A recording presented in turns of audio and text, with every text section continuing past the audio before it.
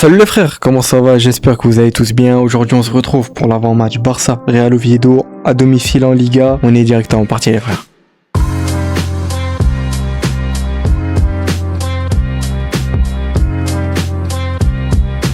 Un match encore une fois très important. On sait que le dernier match en Liga face à la Real Sociedad, on a perdu 2-1. C'était malheureusement pas notre jour. J'en avais parlé dans le débrief, qui a fait qu'avec cette défaite-là, il n'y a plus qu'un point d'écart, comme j'en avais déjà parlé avec le Real Madrid. À l'heure actuelle où je tourne la vidéo, le Real Madrid va jouer contre Villarreal à 21h bientôt. C'est pour ça aussi que l'avant-match va sortir assez tard. J'ai pas eu le temps de le faire pendant la journée, les frères. Je suis rentré assez tard, etc. Enfin bref, j'ai dû faire des choses. En tout cas, voilà, le Real Madrid va jouer contre Villarreal. Il me semble que c'est à l'extérieur, c'est à la Ceramica, donc voilà. Ça sera peut-être pas évident pour eux. On espère qu'à la fin, il y aura un résultat qui nous sera favorable. Parce que là, s'ils gagnent, nous, va falloir absolument qu'on gagne de même. Même si avec la victoire du Real Madrid ou pas, on doit absolument gagner de toute façon. On sait qu'on n'a pas le droit à l'erreur. C'est un match qui est très très important. On est de retour aussi au Camp Nou. Ça faisait un moment qu'on n'avait plus joué à domicile. Ça va faire plaisir aussi aux joueurs, bien évidemment. Il me semble que ça faisait une 50aine de jours qu'on n'avait plus joué à domicile. J'avais vu ça ce matin sur Twitter. Mais il me semble que c'est ça. En tout cas, ça remonte à bien longtemps qu'on n'a plus joué à domicile. Donc ouais, je pense que ça va faire plus que du bien à l'équipe. Sachant qu'on affronte une équipe du Real Oviedo qui, on sait, est montée cette année de la Segunda. L'année passée ils étaient en division 2 espagnole, etc. Au classement ils sont derniers, cette équipe du Real Oviedo, ils sont 20e avec 13 points. Ils ont pas gagné un seul match sur leurs 14 derniers matchs, je sais pas si on s'en rend compte.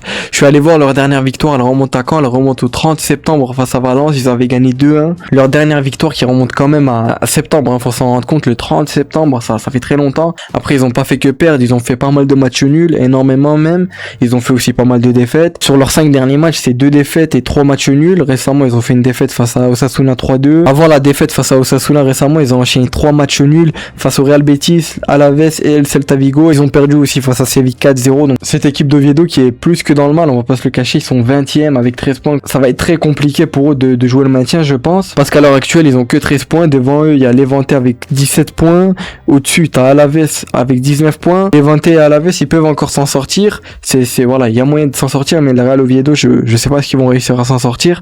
Mais en tout cas, voilà, on va affronter une équipe d'Oviedo qui n'est pas en forme, même pas du tout. Comme je vous l'ai dit, ils ont pas gagné depuis 14 matchs. Ouais, donc ouais, c'est une stat qui est assez effrayante, on va pas se le cacher, même si pour une équipe qui vient de monter de la Segunda, etc., c'est pas trop étonnant, j'ai envie de dire, entre guillemets, même si la dernière fois qu'on avait joué contre eux, il me semble qu'on les avait battus 2-1 ou 3-1, je me souviens plus exactement, mais je sais que dans ce match-là, il y a Araujo qui marque, si je dis pas de bêtises, et il nous avait quand même posé pas mal de problèmes. Après, c'était un Barça de début de saison, on cherchait encore notre charnière centrale, la défense était énormément fragile.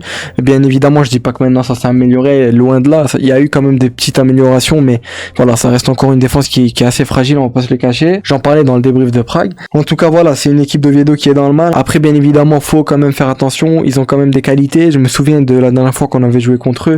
Ils avaient leur ailier Hassan, le numéro 10, qui était vraiment pas mal. Il allait très vite. Après, sinon, dans l'ensemble, c'est pas une équipe qui jouait énormément un bus. De mes souvenirs, si je dis pas de bêtises, c'est quand même une équipe qui veut un peu jouer au football. Après, si demain ils nous calent un bus, ça m'étonnerait pas. Je pense qu'ils vont faire ça très très certainement, et voilà, c'est assez logique, j'ai envie de dire. En tout cas, un match qu'il va falloir absolument gagner, on n'a pas le droit à l'erreur. Si on perd ce match là, on fait ne serait-ce qu'un match nul, et imaginons que le Real gagne aujourd'hui face à Villarreal, ben ça nous plombe directement pour la Liga, hein. Malheureusement, on a relancé cette Liga de nous-mêmes, on va pas se le cacher avec ce match face à Sociedad, même si bien sûr on a manqué de réussite. C'était pas le jour du Barça, tout simplement. Rimero qui était en forme, plus qu'en forme, il nous avait tout arrêté. Mais en tout cas, demain va falloir absolument gagner. Comme je l'ai dit, retour à domicile, retour au Camp Nou qui va faire extrêmement plaisir aux joueurs, je pense.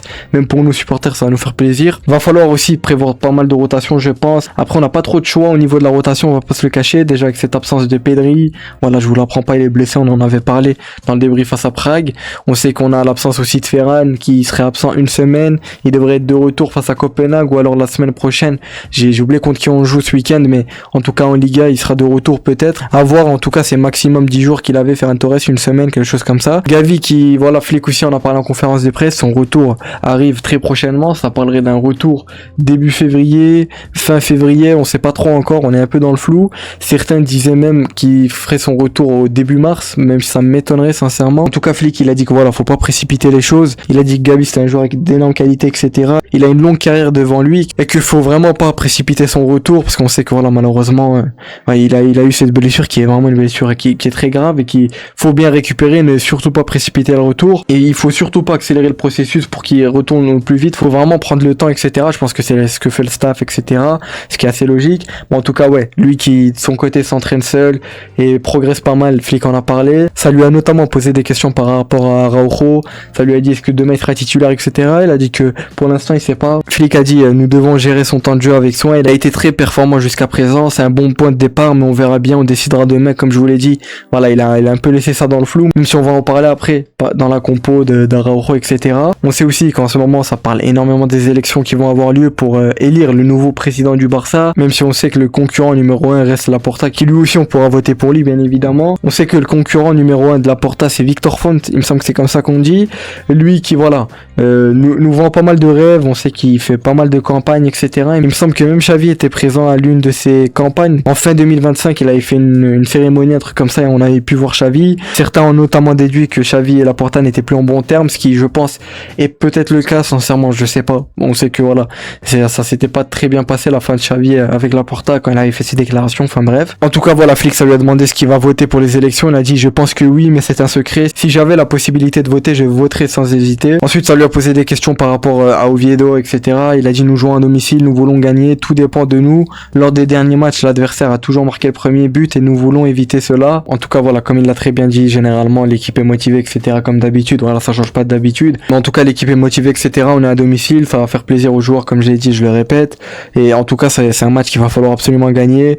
De mon côté, je pars assez confiant, sachant que c'est les 20e. Ils ont pas gagné depuis 14 matchs, ce qui est une stat assez effrayante, mais bon, ça reste quand même une équipe qui est montée de Segunda, qui a pas mal de mal, qui a pas un effectif de fou. Il me semble qu'ils ont quand même Eric Bailly, mais il est blessé, l'ancien défenseur de Villarreal, il me semble, son dernier club avant de venir à Oviedo. Il a aussi joué à Marseille, United, etc. Je pense que vous le connaissez. En tout cas, voilà, je pense que j'ai un peu parlé de tout. Passons directement à la compo, les frères. Voici la compo, les frères, une compo avec pas mal de rotation, je sais, on va en parler directement. On commence directement dans les cages avec Juan Garcia, bien évidemment, sans trop de surprise. Voilà, c'est le gardien numéro 1.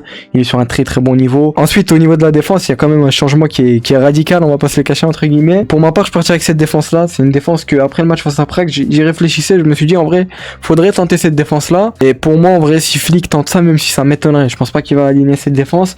Mais en tout cas, moi, je partirais avec cette défense-là, surtout au vu du niveau de Baldé et Koundé. Voilà, j'ai passé mon temps à parler d'eux dans le débrief de face à Prague. Je l'ai dit clairement, et de toute façon, j'ai pas besoin de le dire, hein. Tout le monde le sait. Tous les supporters se plaignent un peu du niveau de Koundé et Baldé. Il y a pas que moi. Ils sont quand même sur un niveau qui est assez inquiétant, catastrophique. Enfin bref, en tout cas, moi, je partirais avec cette défense. Eric Garcia au poste de latéral droit, on l'a déjà vu jouer à ce poste-là de nombreuses reprises. Le couteau suisse de l'équipe, lui qui a affiché de très bonnes performances à ce poste-là aussi. Voilà, c'est tout simplement le couteau suisse, comme je l'ai dit. Ensuite, au niveau de la charnière centrale, moi, je partirais avec un Araujo, Gérard Martin, comme d'habitude, qui va nous faciliter avec sa patte gauche à la relance. Après, bien évidemment, j'avais déjà parlé que des fois, il avait un peu ses limites, dans le sens où je sentais à des moments qu'il était dépassé par les événements. Je pense que vous voyez un peu ce que je veux dire, mais il affiche quand même un très bon niveau. Son match face à Prague est vraiment très très bon. Gérard Martin, faut le souligner, avec Eric Garcia notamment. Ils ont été très très solides. À côté de lui, je partirais avec Ronald qui a fait son entrée face à Prague. Il a fait une assez bonne entrée, même si j'ai vu pas mal de gens quand même critiquer Araujo, parce que certains disaient que Araujo devait prendre une place importante dans cette charnière, voire même la place de Cubarsí. C'est pour ça que moi je l'ai mis à la place d'un Cubarsí.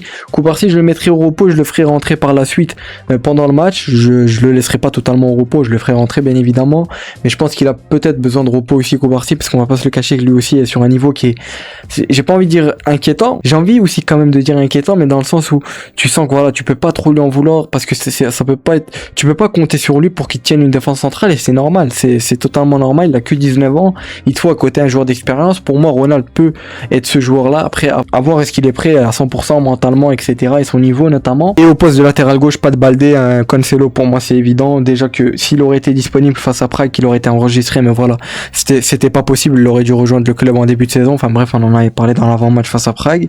Moi, j'aurais commencé avec lui face à Prague, honnêtement, mais malheureusement il était pas là, comme je vous l'ai dit. Mais moi je partirais demain avec un Cancelo qui a fait son entrée face à Sociedad, qui même pas 5 minutes après son entrée, si je dis pas de bêtises, t'apporte déjà du danger.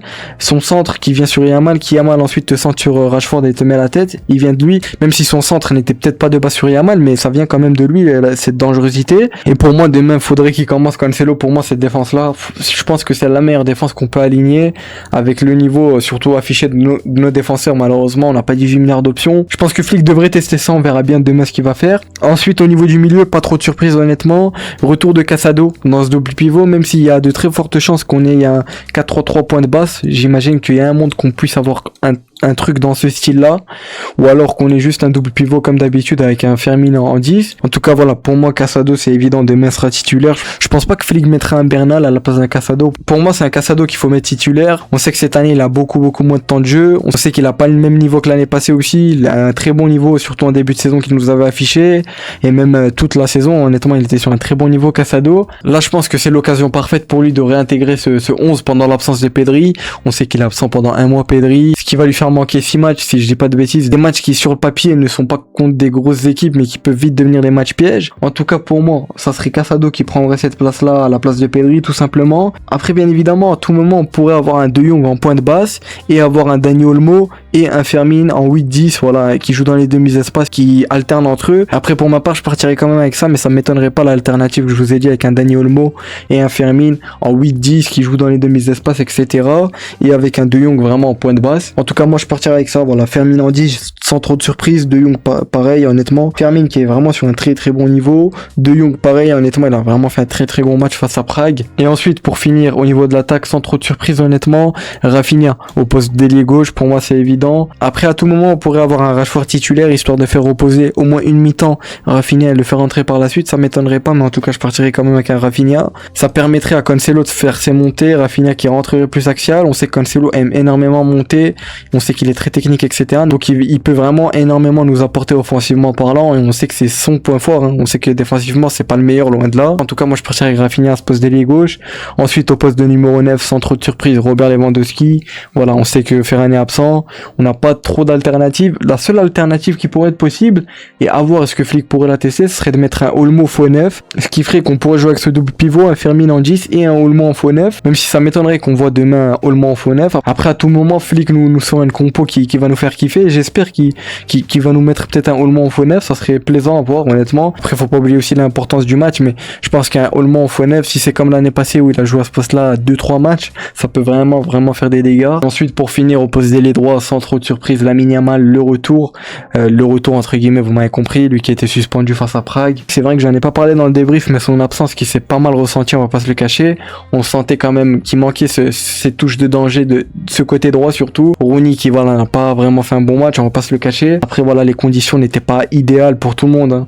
On a eu beaucoup de mal. Flick en a reparlé en conférence de presse, il a dit que c'était pas un match évident au vu de la température, et surtout que les joueurs de Prague étaient habitués à jouer sur des températures comme ça, etc. J'en avais parlé dans le débrief face à Prague. En tout cas voilà, retour de Lamine sans trop de surprise honnêtement, il va nous faire vraiment du bien. J'espère qu'Eric Garcia va faire ses montées comme d'habitude avec Yamal, il permettrait d'aider un Yamal, lui donner des solutions tout simplement. En tout cas voilà, moi je verrai cette compo demain, n'hésitez pas à me donner votre avis en commentaire, à me dire est-ce que vous êtes d'accord avec moi. Je sais que dans cette défense là il y a quand même un changement qui a été radical, j'ai envie de dire. Pour ma part je mettrais un Koundé Baldé sur le banc, un Koubarsi pareil, prêt à voir ce que Flick va faire. Sinon pour le reste des joueurs je pense que c'est assez cohérent. Je pense que Casado sera titulaire pour remplacer Pedri, c'est évident, ou peut-être un Bernal. Je pense que c'est plus Casado qui va le remplacer. Pour moi faudrait mettre un Casado. Et puis voilà les frères, ça aurait été tout pour cet avant-match. N'hésitez pas à me donner votre avis en commentaire. Comme je vous l'ai dit, je pars assez confiant pour ce match-là, même j'ai envie de dire très confiant. Après bien évidemment on sait jamais ce qui peut se passer.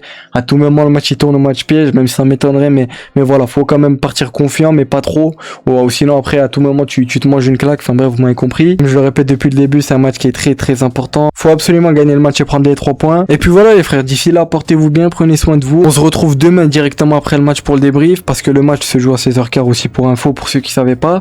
Donc ouais, le débrief sortira dans la soirée, voilà, directement après le match, j'aurai le temps de le tourner normalement, ou sinon au maximum il sortira lundi, mais il sortira demain normalement dans la soirée. C'était Azro, portez-vous bien, prenez soin de vous comme d'habitude. C'est un excellent week-end, ciao les frères.